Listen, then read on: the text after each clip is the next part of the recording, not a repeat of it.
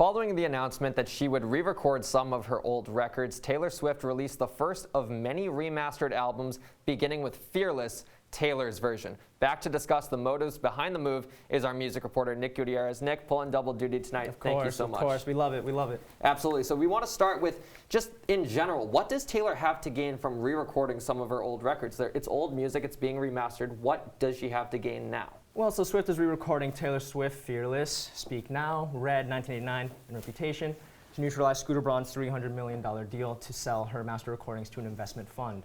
So by re-recording, not only can Swift neutralize those records, but she can also own 100% of the publishing rights. So Liam, the more that these records stay the same, the more that fans and those with commercial interests can use these versions as the more lucrative and definitive originals. Sure, so it sounds like, ownership is the big motive behind this, but I also am curious about her legacy. She's releasing a bunch of new projects, 2 albums last year. What does remastering do for her future legacy?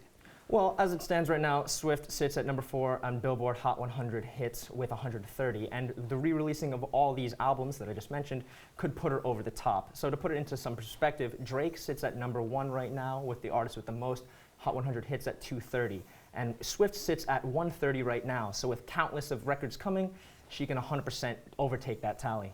Wow, so when compared to the original, you mentioned how fans are loving this a lot, and Sure. Critics I know have been giving some praise, but where does this new Taylor version fall in the minds of just people in general? Well, I mean, fans took to this re-recorded album of Fearless like bees take the honey due to its memorable sing-along songs. So in essence, that this version is amazing just because of obviously the memorable sing-along songs, but the fact that Fearless was sung with such raw talent and such raw storytelling in 2008, and that's what made it so successful with a global audience. So this version sounded pretty similar, but also a little bit different due to the raspiness in her voice. So it was just kind of confusing, but it just still sounded amazing this time around. For sure. More albums on the way. Our music reporter, Nick Gutierrez. Nick, thank you.